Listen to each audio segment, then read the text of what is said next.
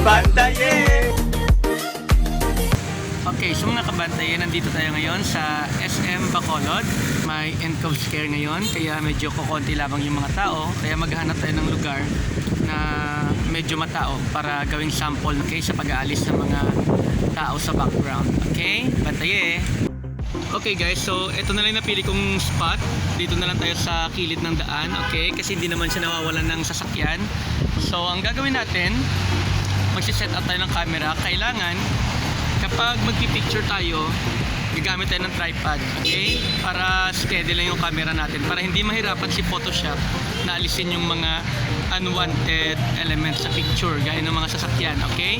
So mangyayari nito, after nung ating picture takings, ilalagay natin siya sa Photoshop at babasahin ni Photoshop lahat-lahat ng mga elements sa picture na gumalaw. Yun yung aalisin niya. Okay, so yung matitira na lamang yung background, yung hindi gumagalaw. Okay, so ipapakita ko sa inyo. Bantaye. Okay, so mga kabantaye, ito na yung ating setup. So pwede din yung mga cellphones nyo, pwede din yun, provided na ipapatong nyo siya sa tripod o kaya sa iisang patungan lamang na magkakaroon lamang siya ng iisang angle. Kasi nga, kukuha tayo ng series of pictures, okay, na magiging sample ni Photoshop para malaman niya kung ano yung mga dapat niyang alisin at kung ano yung hindi niya aalisin, okay? So, bantaye. Okay, so mga kabantay, kumuha na ako ng unang picture, okay? Maglalagay tayo ng interval per pictures. Bakit?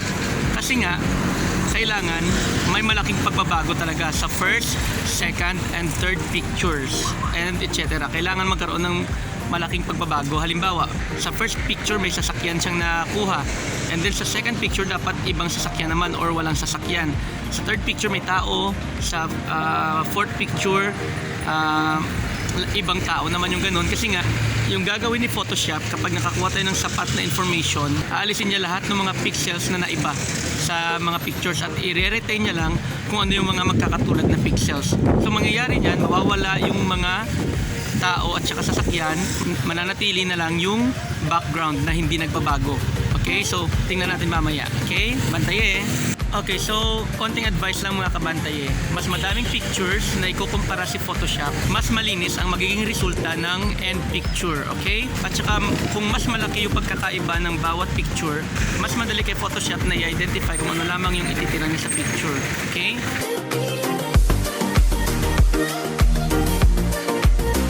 Okay, so ganito lang po yung ating unang gagawin mga kabantaye. Una, pili ng file, scripts, and then load files into stack. Okay? Yon. And then, instead of files, pwede mong piliin isa-isa yung mga files or mas madali kung naka-folder na siya. So, yung sa akin, nilagay ko na siya sa isang folder na lang. Okay? Folder, and then browse. Okay, hanapin natin kung saan ko nilagay yung aking mga kuha kanina. Okay, so nilagay ko siya sa Bantaye folder, sa Photoshop, dito ko siya nilagay sa stacks. Okay, folder. Click OK. Okay, so ito na po siya mga kabantaye. 19 pictures lahat yung kinuha ko kanina. Okay, so mas madami, mas maganda. Okay, and then click OK. And then ito na siya mga kabantaye. Ino-open na siya isa-isa ng Photoshop. Ang bilis po ng pag-open niya, depende po sa bilis ng inyong laptop. Okay, so maghihintay muna tayo sandali. At syempre, depende na rin sa dami ng inyong isa-stock. Okay, so ito na siya. So itidikit natin para hindi siya floating. And then, kung inyong titingnan sa layers, ito na siya, nakastock na siya. Now, kung inyong natatandaan, kanina gumamit tayo ng tripod para halos magkakaparehas yung angle niya at saka yung perspective niya, okay? At saka hindi siya shaky kapag kumuha tayo. Hindi pa iba-iba. Pero, kahit na sure natin na magkakaparehas yung angle nito, mas mabuti pa rin na i-align natin sila. So, para ma-align silang lahat into same angles, okay, yung gagawin natin, pipiliin natin lahat ng layers na nandito. Okay? So, para piliin yung layers, just click the first layer, hold the shift, then roll down, and click the last layer. Parang ganyan, yon. Okay, yon, napili na natin siya lahat. Okay, and then next, pupunta tayo sa edit, auto align layers. Okay, para i-align ng Photoshop, and then click the auto. Ang Photoshop ngayon ang magdi-decide kung paano niya i-align lahat ng mga pictures into the same angle. Okay, kasi hindi natin maiwasan kapag nagki-click tayo sa camera natin, may mga konting may mga konting change ng angle kahit naka-tripod pa yan. Okay? Then click OK. So ayun. Yun, ina-align niya na unti-unti. Okay? Sinisiguro niya na lahat ng mga pictures from picture 1 to picture 19 ay magkakaparehas ng alignment. So depende ulit yan sa bilis at sa dami ng inyong picture. So kung medyo mabagal yung inyong laptop, mas better siguro mga 1 to 10 pictures lang yung kunin natin. Okay, medyo nasobrahan yata yung hanggang 19. Okay, so eto na siya, creating output panorama. Okay, ayun na siya. So kung inyo makikita mga kabantay, yung mga edges niya may kulang. Okay, kasi nga inalign niya na lahat. So kapag inalis natin isa-isa, makikita nyo, ayan i-off ko yung first picture at saka i-on ko ulit. Ayun, aligned yung simbahan. Tingnan nyo yung simbahan, naka-align lang siya, hindi siya gumagalaw. Ayun, pero hindi po siya 100% perfect yung pag-align niya kasi nga nagbabago-bago yung mga elements ng picture, kaya kung minsan nalilito din si Photoshop kagaya po nito sa corner. Okay, pero pwede natin i-crop ito later on. Now, kapag na-align na, ang next natin gagawin again is i-convert natin ito sa smart object. Okay, paano yung gagawin? So, since madami tayong layers, pwede natin i-convert yung isang picture lang. Right click lang dyan at i-convert natin siya sa smart object. Pero dahil madami tayong layers, pipiliin natin ulit lahat. So, again, click the first layer and then roll down hanggang sa last layer and then hold the shift and click the last layer para mapili lahat. And after that, right click and convert to smart object. Now, pag kino-convert natin to smart object, makakapag-apply tayo ng mga filters or ng mga enhancement sa picture na hindi siya destructive. Kasi pag hindi siya naka smart object, nadidestroy yung quality ng picture natin kapag nag-apply tayo ng iba't ibang mga effects. Okay? Pero usually hindi naman talaga yan madaling makita sa naked eye Okay, depende na rin sa tumitingin. Okay? Pero mas better na ay gagawin natin siyang smart objects. Okay? So, dahil ginawa tayong smart objects, yung lahat ng layers na iyon, naging parang isang layer na siya, no? Pero nandyan pa rin yung buong 19 layers na iyon. Hindi pa rin siya nawawala. Okay, so next natin gagawin is pupunta na tayo sa layer. And then, sa smart objects pa rin, ipiliin natin yung stack mode and then yung median. Pag pinindot natin yung median mga kabantay, titingnan ni Photoshop lahat-lahat ng pagbabago sa pixels ng bawat isang picture from picture 1 picture 19. So usually, yung mga gumagalaw ng mga objects dun sa picture, yun yung aalisin niya. And usually, yung background na hindi naman talaga gumagalaw, halimbawa, yung simbahan, yung mga bahay, hindi sila gumagalaw, i-retain yun ni Photoshop. So ang mangyayari niyan, mawawala lahat ng mga gumagalaw or yung mga objects na kagaya ng mga tao at saka yung mga sasakyan, lahat ng mga gumagalaw, mawawala or aalisin ni Photoshop at ilalagay niya lang yung mga hindi gumagalaw. Okay? So tingnan natin. Ayun. Set stock mode.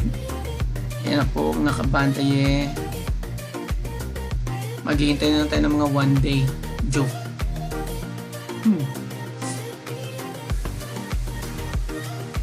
Nako, para bumabagal yung laptop natin or parang nabibigatan siya mga kabantay, medyo madami nga yung pictures natin. So siguro yun nga, i-limit na lang natin sa 1 to 10 pictures. Kung meron na tayong enough information sa picture, ayun! So nakita nyo mga kabantay, parang magic, no? Nawala yung mga gumagalaw. Pero itong sasakyan na to nandito pa rin kasi nga naka-parking yan. Hindi yan gumagalaw mula sa first natin na picture hanggang sa dulo. Pero yung mga tao dito kanina, yung mga sasakyan, lahat sila gumagalaw at tinakpan ni Photoshop kasi nga kompleto naman yung details niya.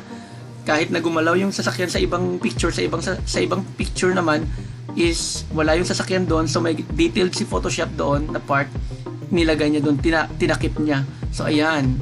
Pero kung makikita nyo, parang naging blurred yung mga yung mga punong kahoy. Kasi nga yung mga punong kahoy na ito gumagalaw to. Yung ulap natin gumagalaw din, paiba-iba yung ulap natin. So, yung nangyari sa kahoy, yun siya, parang naging blurred siya, no? So, isi-save natin ito. Okay na to. Pwede natin i-crop na. Crop natin. Alisin natin yung mga edge na naputol. Ayan. Or yung mga edge na hindi maganda yung alignment. And then, click check. Yun. And then, save natin ito para may, tayo. Save natin ito para meron tayong,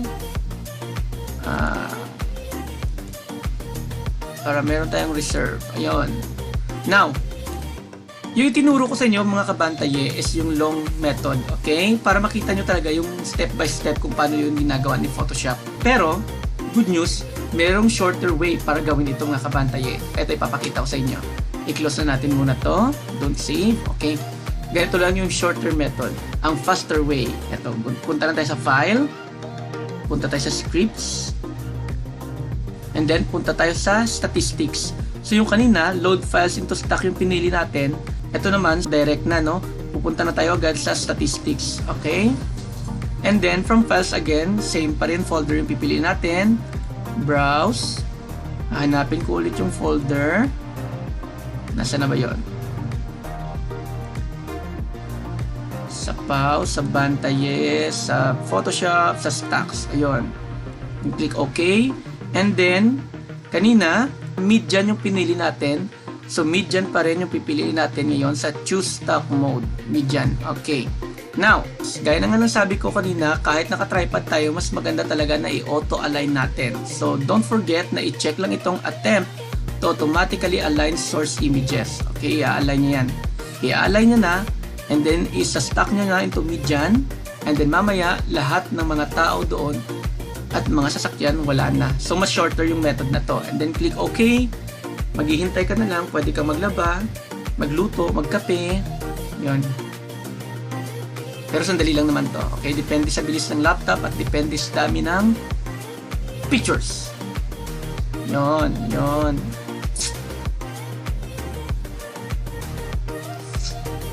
So, habang wala pa, kakanta muna ako. Ano ba yan? Ano ba yung uso ngayon? I found the love. Yan. Yun, ayun na. Nag-a-align na siya. Ina-align niya na. And then mamaya, is-ta-stock niya na yan. Is-ta-stock. Ayan. Bulol tayo sa S, mga kabantay. Yun na siya. Then, konti na lang, konti na lang. Yun. So, ito na po siya mga kabantay. Okay? Ida-drag ko na siya ulit. Sandali. Naglo-loading pa yata siya. Okay. Na-align niya na. Yung next niyang gagawin, haalisin niya na yung mga moving parts ng picture. Okay? So, tingnan nyo ito mabuti mga kabantaye. Crispy dito yung picture ng tree, ng coconut tree. Mamaya magiging blurry yan kasi nga gumagalaw siya sa iba't ibang part ng pictures natin. Okay? And then, mawawala to, yung ulap na to. Mawawala to. Matitira na lang yung ulap sa baba. Kasi, ito yung constant. Okay? Pero yung ulap sa itaas, hindi siya constant. So, aalisin din niya ni Photoshop. So, ano pa? Magtutula ba ako? Mag-wrap habang naghihintay? Okay. Ito na. Konti na lang. Parang mas matagal to Madali lamang siyang gawin, pero okay, yun na po siya mga kabantay. So, same pa rin yung result natin gaya nung kanina. Naalis pa rin yung mga moving part ng pictures. So, nakapag-picture ako mga kabantay na parang naging ghost town yung Bacolod City. Okay? So, nawala na yung mga tao. So, next time, kapag maglilibot kayo, pwede na ninyong i-retain lamang yung background or yung scenery. Pero yung mga tao, yung mga tourists, yung mga moving cars, wala. Okay, so that's it mga kabantaye. I hope na satisfied kayo, o kung hindi man, may natutunan kayo na bagong trick sa Photoshop. So again, kailangan kapag kukuha kayo ng picture, mas madami, mas maganda.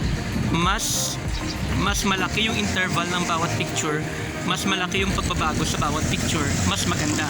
At saka dapat gumamit tayo ng tripod para steady lang yung picture, para hindi siya iba-iba ng angle, at para malapit sa perfect yung resulta ng ating picture. Okay? Hanggang sa susunod na episode ng Bantaye! Bantaye!